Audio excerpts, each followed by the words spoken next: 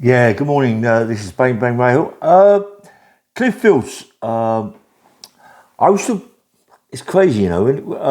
A mate of mine come and see me. About 3 days ago, and we're sitting down. And he knows me from old. He's the same age as me, and he was saying to me that I used to spar with a guy called Murray Bush, yeah, from the White Hart Acton. It was a bouncer, about 6'9". He'd done a lot of films, Murray Bush. Said that I always used to spar with him, muck about with him. He said, "Don't you remember Cliff Fields?" And do you know what?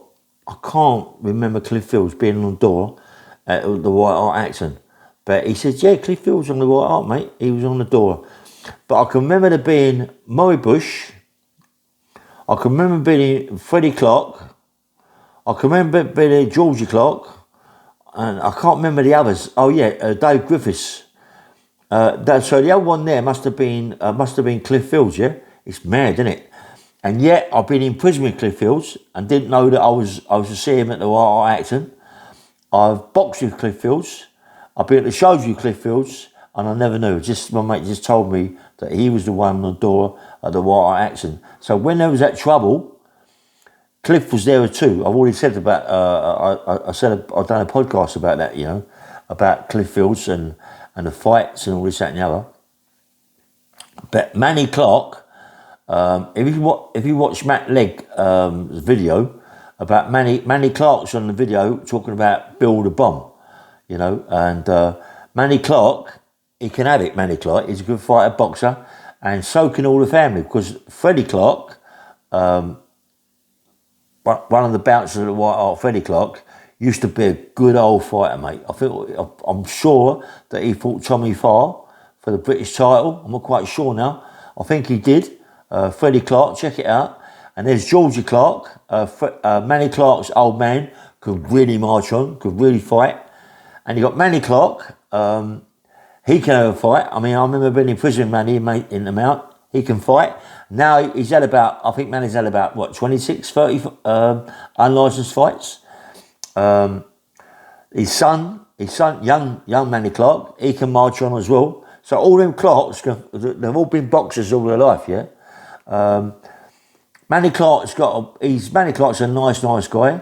He can have a right fight, Manny Clark. He can really look after himself. But it's strange, isn't it? So all them years ago that I used to go down the White Hart and wind up. It's mad, isn't it, the way life goes, isn't it? It can wind up in prison and wind up in prison with the son of the guy that used to mind the White Hart. And that time there was lots of trouble at the White Hart, big trouble, when all the bouncers were got hit across there with chairs, tables, bottles, stabbed up, everything, yeah. And they were the same people, yeah, that Manny Clark's dad, Manny Clark's uncle. The hardest one there, I think, was Freddie Clark. Freddie Clark had bad legs, yeah. I think it was through a brain damage or he got hit across the head with something. I don't know what it was. I mean, Manny Clark would know more about that. But he used to hobble. He used to hobble about and talk like that. But man, this geezer could march on. I see him knock so many people out in the White Hart Acton, yeah. The son, Georgie Clark, I think it's Georgie Clark, can really have it. I mean, him. I can remember it was either Cliff Fields or it was Dave Griffiths that had the fight in the toilet with about five guys, yeah, and smashed them to pieces. I can remember that some guys come down from Hounslow. They were causing trouble in the White Hart, and they went in the toilet, and there was only a row with someone. And I remember Dave Clark. I can remember Dave Griffiths. It must have been Cliff Fields, yeah, that went into the toilet and bashed these people right up, really smashed them to pieces. Yeah, really. And it's young, and he could have been older than 23, 24. He couldn't have been older. It must have been 23, 24. Cliff Fields. He could have been no older than that. Only young, yeah. Manny Clark. I mean, when I was in the Mount with Manny Clark, and I was talking to him, I said, "Yeah, you're dead. I know you're dead really well, you know, George. I know him really, really well." You know, like he used to be on the at Acton, he used to be the bouncer there, and he's on about Fred. I said, yeah, Freddie Clark. I know you are called Fred. Yeah, I know him really, really well. Do you know what I mean? And he can really march on, Freddie Clark. And Maury Bush, Maury Bush used to run the White Hart Acton, used to run the Boathouse in Kew Bridge, yeah. That was a good club, mate. The Boathouse, I think, was one of the best clubs ever. Right on the Thames. Always, there was always fights there. We used to fight every time I went there from the market. I was in the fruit market. Go down there with all the market boys. Always have fights. Maury Bush used to say to us, listen, no more trouble. No trouble tonight, yeah? Because every time we used to go there, we used to have fights. Every time. Never stopped. That was it. We used to go there for a fight. It's crazy, isn't it? We used to love a fight in them days. But now it's a lot different. You've got kids of 14 and 15 years old, 15 years of age, that want to stab you to death. They don't realise, yeah? They don't know who's who. They don't care about who you are. If you've got a name, they don't care about that. They just stab you up. And when they go and get 20 years, in prison, them young kids then go, oh, wow, then what? Do you know what I mean? They just can't cope with it, yeah? They start, cutting themselves up, taking ODs. When I was in a mount, yeah,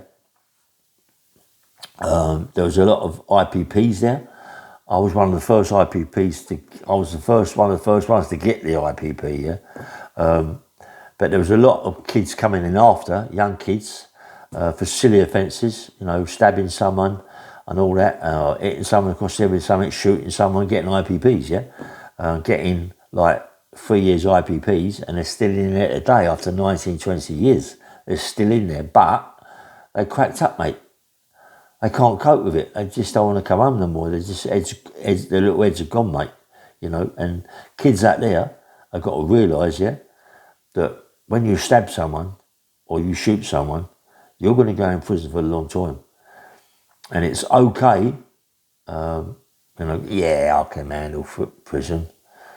Maybe you can handle prison, yeah, but can you handle the time? That time, it's a time factor. You lose all your youth, yeah. You lose all that's gone. So you're going to come out of prison. You go in at 19, and you might be coming out at 39, 40 years of age. You've lost all that young years of your life, yeah, and you become nothing, mate. You become no one.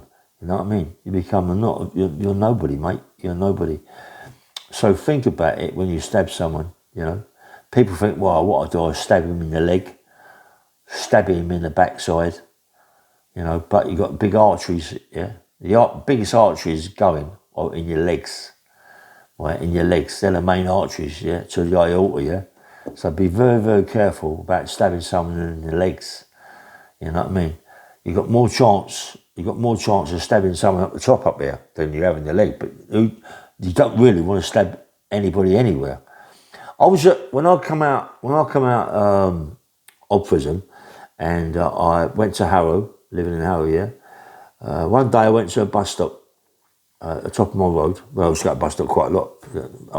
I had no car or nothing like that. But I was standing in the bus stop one day, and these 4 kids turned up. They couldn't have been older than 13, 14 years of age. Just come out of school. They was just come out of school. The school was not far from where I lived. They just come out of school. They're standing in, waiting for the bus. They've all got these little bags over their shoulder. And this one kid pulled this blade out, right, out of the thing. And they was laughing about it, where he'd sharpened it up so much. And it was just one big point, yeah? And I looked at him. And I said, mate, let me tell you something, right? Let me have a chat, yeah? What you got that for? He said, well, for my own protection, because there's kids that want to stab me, yeah? I've got it for my own protection. But you can really understand that, you know what I mean? You can understand that, but I'm trying to explain it to him. I said, listen, I just come out of prison, yeah? I've done a long time in prison of my life, yeah? 26 and a half years. And the kid was fascinated, yeah? I said, see that there? That thing you got in your hand, that knife? That knife can go and get you a life imprisonment. That knife can get you to do 20 years. Just that knife there, mate. I said, I understand that. He said, yeah, but I've got to protect myself. You know, how'd you go around telling kids, you know, you can't carry a knife, you can't carry anything, but when it comes to protect yourself, they're getting stabbed up by other people. That's the problem. That's the problem with knife crime today. You know, it's not so much these kids, you know, they're going years ago, you know, when we was kids, and you have a fight, you know, you've got to protect yourself, you have a fight, you know. You've got these bully boys walking about punching and all that kind, but they ain't picking up knives and stabbing you to death, yeah? But they're having a fight. So you've got to protect yourself. You go to boxing, you learn something else, yeah? But now, there's no point in going to a boxing club, you know, and learn to box and all that game, because they're getting kids are coming up to them and stabbing them. But you can understand why kids have to carry a knife, you know, to protect themselves from the ones that have got knives who are going to kill them. It's mad. How do you stop it? You know what I mean? How do you stop it? There's people going about knife crime, you know what I mean? Don't carry a knife. Don't carry a knife is a crime. Don't carry a knife, you'll kill somebody, yeah? But the ones that, I mean, it fascinates me when you do these, who does them? I forget the people who do these things that go and talk to kids in a block of flats, in the basement of a block of flats, and they've all got masks on, and they're all talking about, yeah, we're this and we're that, and all got big machetes, great big knives, and they're getting filmed. And that then goes on telly. How does it do that? How can they film these kids with great big machetes, great big bayonets, massive great big knives that go straight through you, rip you to pieces in seconds, yeah? And they're taking a film and putting it online, putting it on the BBC and putting it online, putting it on these mobiles, on the media, and people see it. Well, I mean, that don't make sense, does it? It don't make sense, but that's what they do, isn't it? They show, you know. But anyway, this boy that I was talking to about the knife, yeah, he said it's there for his protection. He said he's got kids at school that want to knife him up. He said this is only for my protection. And I was saying, what possibly can you say to someone about that? If someone comes up to you and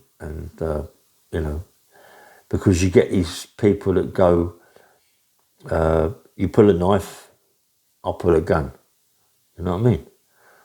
And that's it. You know, you pull a knife, I pull a gun. It doesn't end, does it? It can't end. You know, and I feel sorry for the kids today, the way they get, you know, you've got a lot of people like Terry Ellis. You've got a lot of people saying knife crime, stop the knife crime. And they're going in hedges and pulling out great big machetes and all that. You know, but whilst you got picking up 20 machetes, you go into any store now, any store, basically like, you know, walking down the high street, you go into one of these stores and they got knives hanging up on the wall. Carving knives, big carving knives and little knives, big, and you know, and even kids can go and buy these fucking knives, you know what I mean?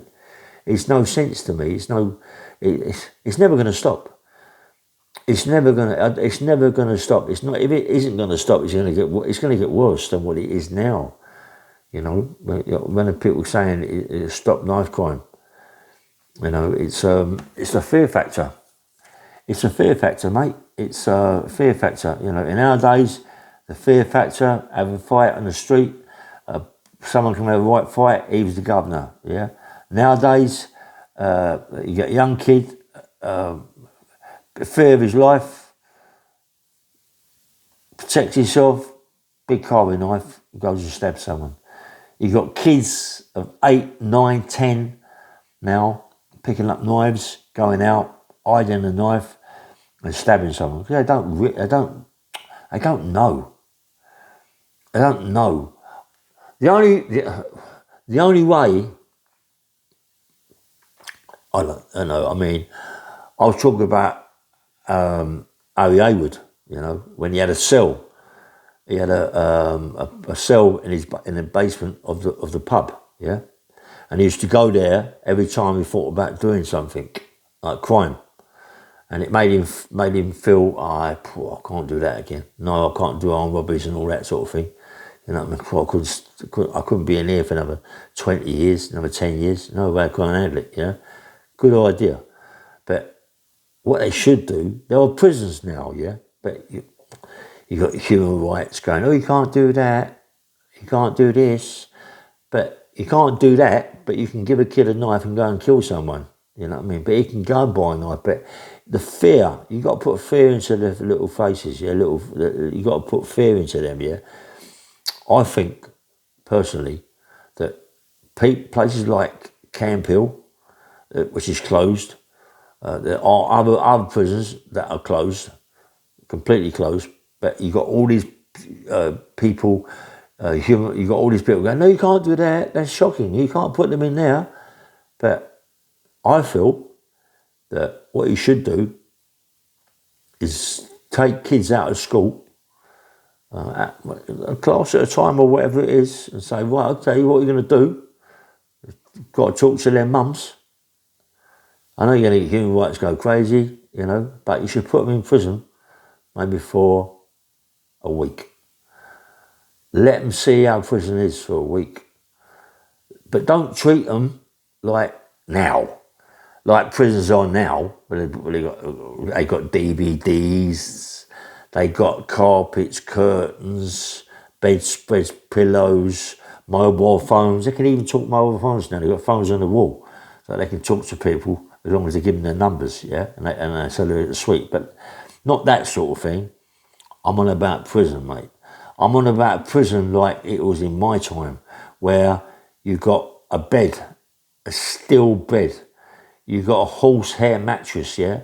You got a horsehair pillow. You got 2 blankets and a sheet. That's it, right? And you eating food that you wouldn't even give to your dog. That sort of prison, right? And you're doing toilet in a pot, yeah? And when you got to do number 2 toilet, you got to chuck it out the window. That sort of thing. That's what they should be doing. They should be putting kids in a prison like that for a week at a time. This is what you're going to get. You start stabbing someone, and this is what you're going to get. This is what you're going to get. This is what you're going to get, mate. This. Do you want this? You know what I mean? And they think it's funny, but when you go in there for a week, mate, that day is like a year. Remember that? That day is like a year. And some kids are going to, yeah, I can do that easy. Yeah, can you? All right. Well, do it then.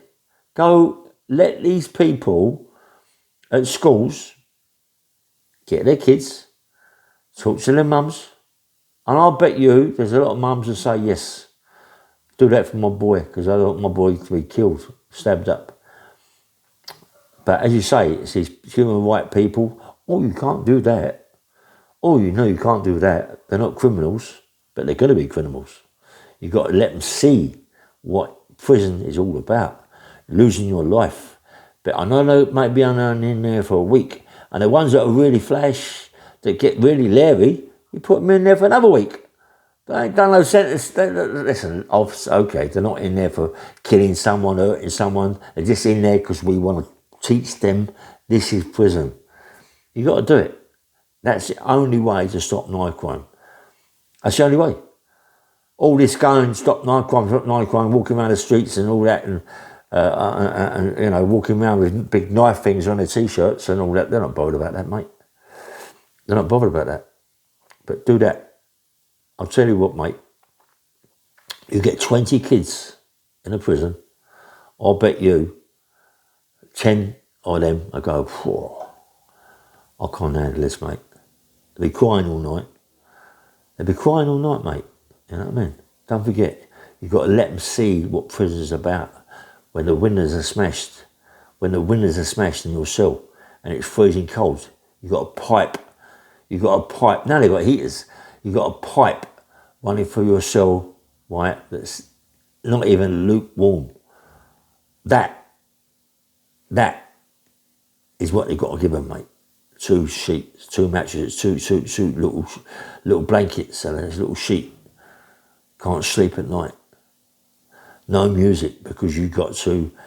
In my times, right, to get something like a little radio, right, a little radio, you had to earn that radio, and to earn that radio might take you a month, and then you got to buy it, right? And that little transistor radio, right? You've got to put PP9s on the back of it in elastic bands to make it last, and you can only turn it on at certain times of the night or certain times in the day. Let them see that, mate. And get food that they're going to spew up. Yeah, get that. And tea, that's the worst tea in the world. Yeah, man.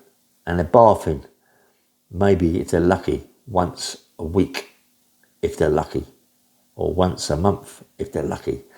They're changing their clothes once a month, if they're lucky. And they're going in, let it go be like a proper prison. I remember, this is what I remember.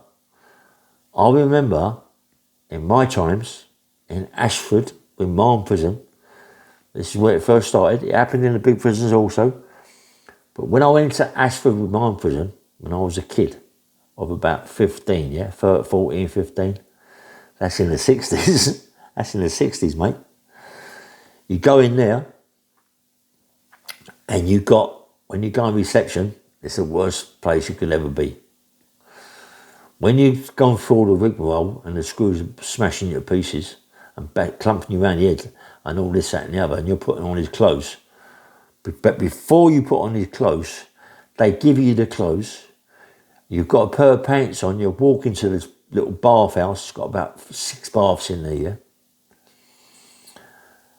And when you walk in the bathhouse, in this place, right, before you go on the wings, you've got to have a bath. You're allowed 3 inches of water. If you're lucky, you're allowed 6 inches. But what they do, they don't let the water out. That water, if you're lucky, very lucky, you might be the first one to get in that bath. They measure it with a little stick, with a little line across it, yeah? You get in that bath, you might be the first one. They give you a bar of carbolic soap, this orange soap, right, to wash with. You're in there for about, I don't know, minute, 2 minutes at least, out. But you might wee in that bath, yeah? But say you're the last one to get in that bath. They might have 7, 8 people, 9 people get in that bath water before they empty it. This is what you've got to put these kids through, that. And when they come out of the bath, they go in and they get changed, yeah? In a big, massive room, they go in and get changed. And they get changed where their pants come down to their past their knees, and their pants are stained, where they don't wash a lot in prison. In them days, the laundries are really, really bad, yeah? And what they do, they just in and out, in and out, in and out. This is why people get scabies, all diseases, because of the washing, right? So you might wind up getting crabs, everything, yeah? So they give you a pair of pants that might come down to your knees. They give you a t-shirt that's got all stains on it. Your pants got stains that, don't forget. You got all this. You got to let these kids see this is what it is. If prisons were to go back to those days, I mean, what it is now, I think it's a good thing that prisons are like they are, right? Like they are, you know, why should we, I mean, your punishment is what the judge gives you. That judge punishes you to a sentence of 10 years, 6 years or whatever. That's your punishment. You shouldn't be punished whilst you're in prison because you already had your punishment. But in my times, you was punished. When I say punished, I mean punished. As soon as you hit that reception, you're punished. They're going to punish you, mate. They're going to let you see, because what all them screws in them days was all ex-MPs, military police. All ex-MPs hated you, mate. They hated you. So when you got in that bath, and that bath's absolutely filthy, where people are weeing in it and they're dirty, you don't want to get in that bath. You're going to get in that bath. You get in that bath as they put you in the bath and they wash you. Yeah, and you get out and you put these stinking clothes on and you think, oh, what? And that's it. And in the morning, at night, they come around, lights off at 6 o'clock then, and they smash in your door with truncheons at 6 o'clock in the morning for you to get out of your bed and make a pack. You got to make a bed pack up.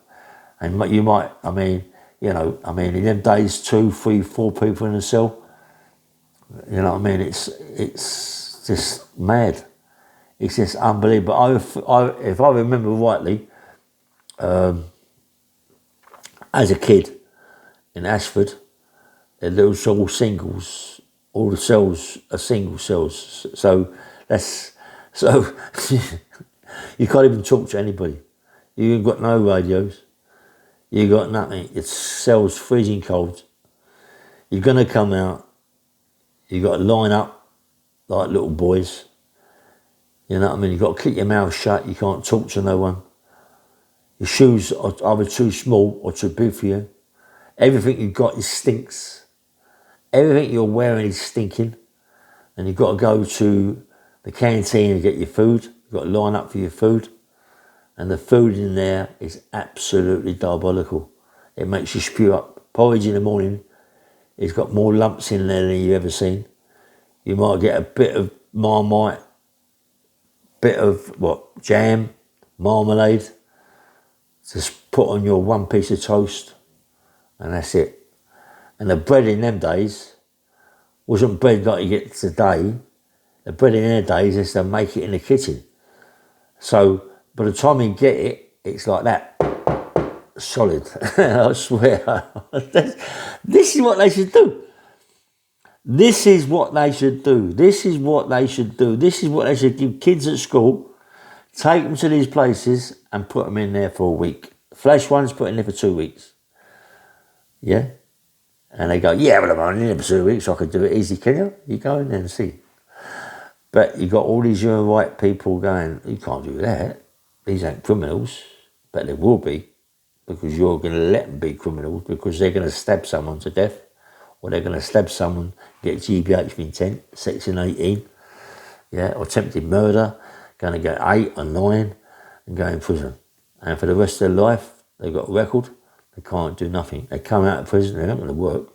They're going to come out of prison and be worse again. And it don't end. Look at me, it don't end. It don't end.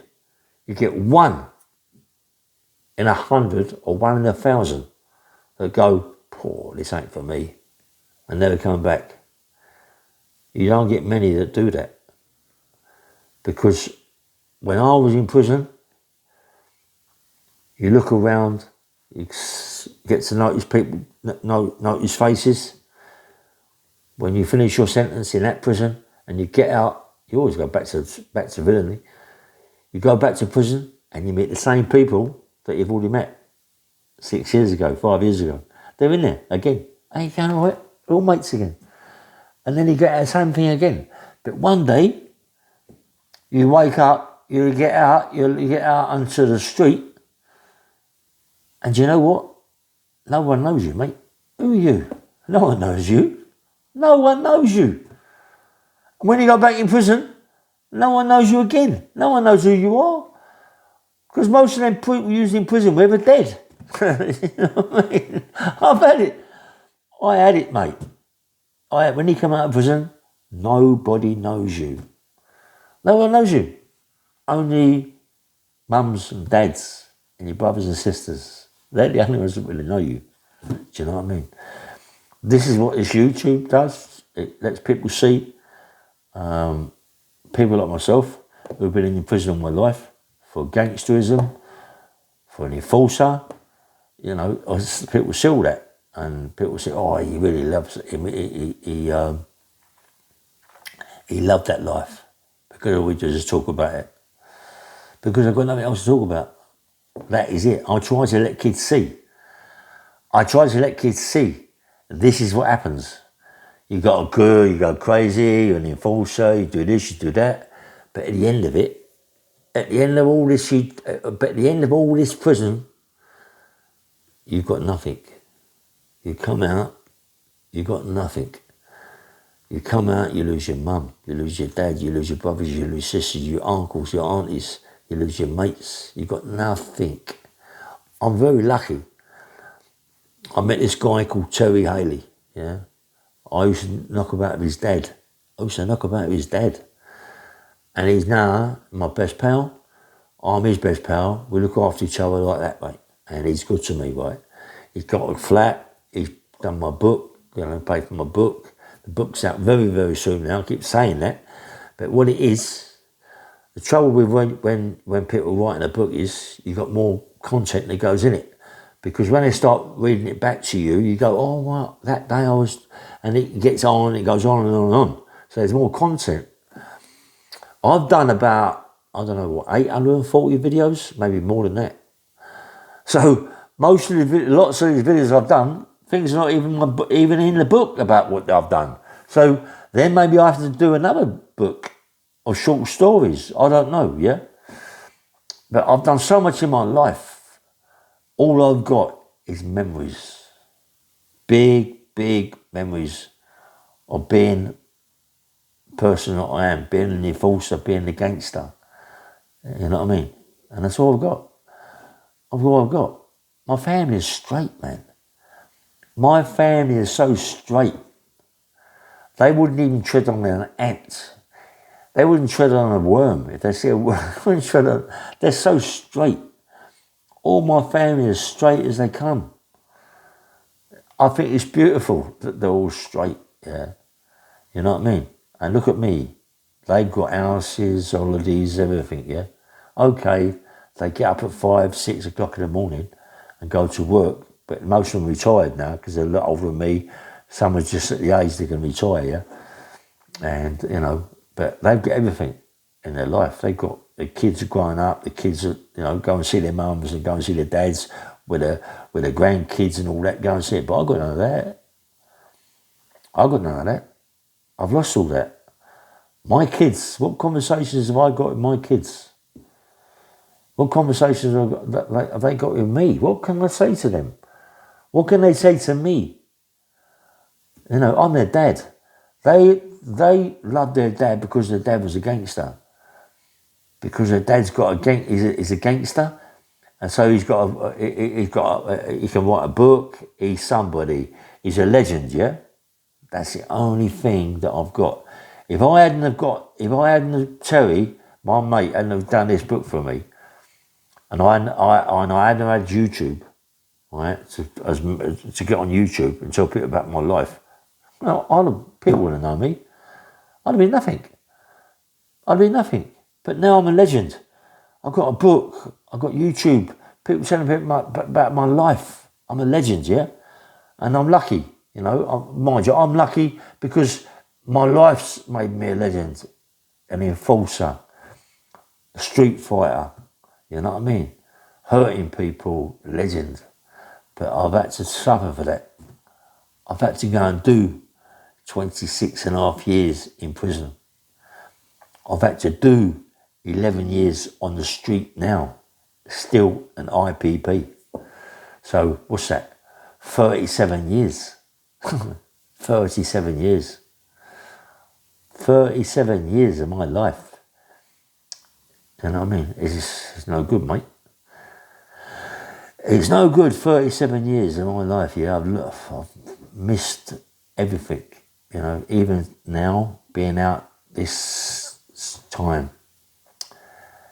it's so hard to see, to get to know your kids. I got, 5 kids, maybe 6, yeah. I got a boy who's had a bad accident, really bad accident. And I went in prison and he survived, and he's got a child now. He's doing really well for himself. Got a big house, another house. I've got another daughter, in Oxford. and Blantyre House. It's not Blantyre. I forget the name of the house now. She works for, but you know, she's got. It's just a beautiful woman, yeah. But what we got together, nothing. I've got another 2 kids. One is in Australia. One plays rugby in Australia. I've got another daughter. Is in America. She's a model. Don't even know me. Don't even know me. I've got a boy in Australia who's absolutely massive. Plays rugby. He wants to kill me. He wants to kill his dad. Yes. Because every kid needs a dad. And I ain't been there for them. I ain't been there for them. All they're doing now is reading stories about me. It's, you know what I mean? They're thinking, yeah, all right, whatever. Do you know what I mean? And, you know, you've got other people that love you because of the stories that you got. And you're a legend. You got your kids. They're going, well, my dad's a legend. Yeah, but he ain't never been a dad. He ain't never been a dad. So don't lose that. Try not to lose that. You know what I mean? We don't want to, you know, please think about things. Think about things, yeah? Listen, we know the government give you nothing, yeah? And you've got to go out and get it. We know that. But if you're going to go do bad things, yeah? Don't go and do bad things where you hurt someone or stab them to death or shoot them. Because you're going to wind up with Big Bird. You're going to wind up in prison. You're going to wind up coming out of prison, like me, with nothing. And there's a lot on this YouTube. There's a lot on this YouTube that have got nothing, believe me. There's a lot on here. There isn't, I mean, maybe, when I say there's a lot, you know, maybe, I don't know.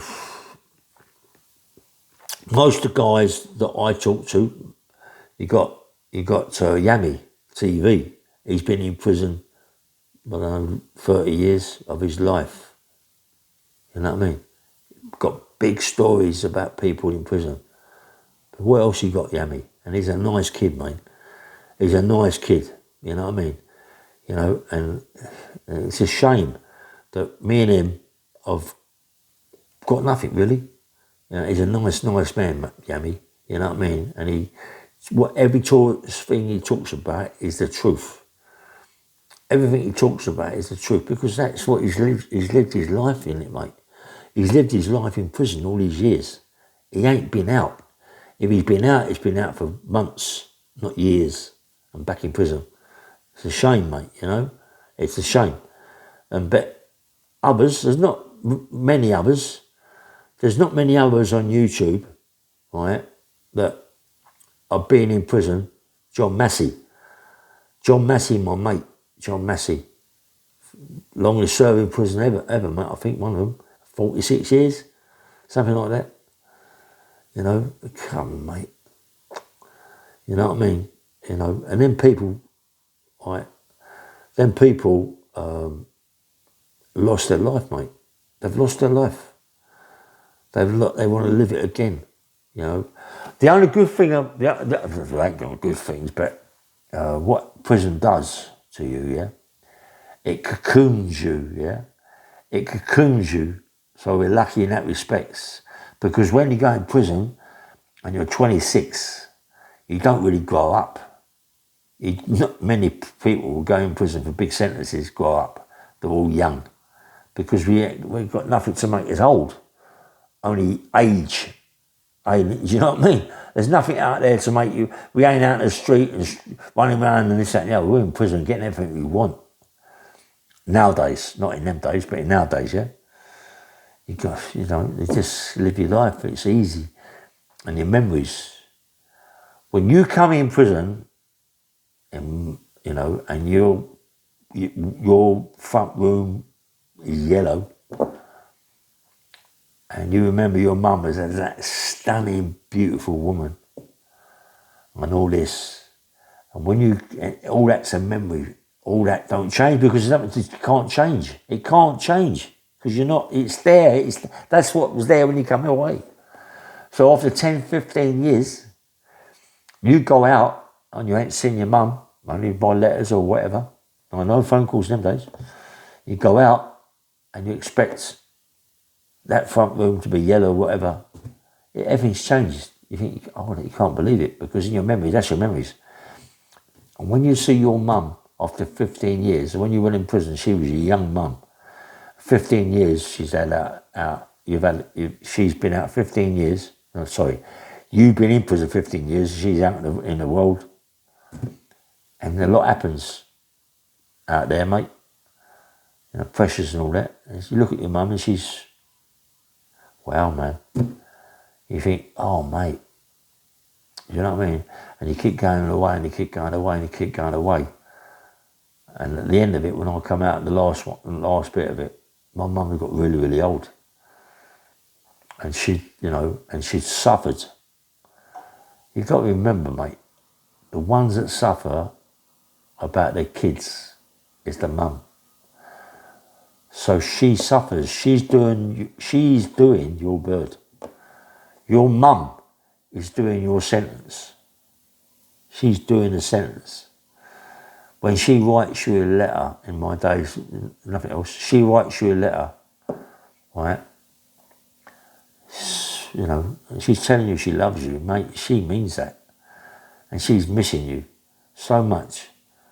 And my mum used to get up at 4 o'clock in the morning, cook a dinner on a Sunday, cook a dinner and get to the prison by 9, 10 o'clock in the morning with dinner cooked, pudding, big dinner and a bottle of wine or beer or whatever.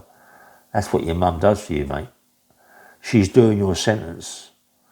She's doing your sentence. And when she comes and sees you, it's killing her, mate. Because she has to fight for that kid. That kid, her son or her daughter, she fights for that kid or that daughter all her life. She wants you home. She's writing letters with feelings, yeah? With feelings. You remember that? Remember that, you know what I mean? The ones that suffer, 9 times out of 10 is your mum. Maybe your wife, I don't know, yeah? But it's different. Your wife she fell in love with you and she can fall out of love with you easy. But your mum, she gave birth to you. She held you inside her. And you're a fucking child. And it doesn't matter how child you are, it doesn't matter how big you are, you're still a kid, a child. You know what I mean? And it's the mums are the ones that suffer. And the mums are the ones when you come home, it breaks her heart, man. She cries. You know what I mean? It breaks her heart. Try not to do that, yeah? And try to remember, mate, the most important person in your life is your mum. Don't hurt her, mate. Don't hurt her, mate. She loves you to death. Try not to hurt her. We go out, we do things, we forget our mums, to go out, go home and arm robberies, get money, come back, give your mum a few bob, fucking go do. But your mum all the time is worried about you. You know, you come home and see your mum, all right, mum? Hey, I'm mum, still here. Please don't get nicked no more. Please, I miss you so much, I love you so much, this, that and the other, you know what I mean? But what do? You get nicked, and your mum's the one that suffer. She's the one. Anyway, I'm going to go on. This ain't going to stop, yeah? So, this is Bang Bang Rail, just a little podcast, a little video, whatever it is, yeah? Take care, have a nice day, yeah, bye.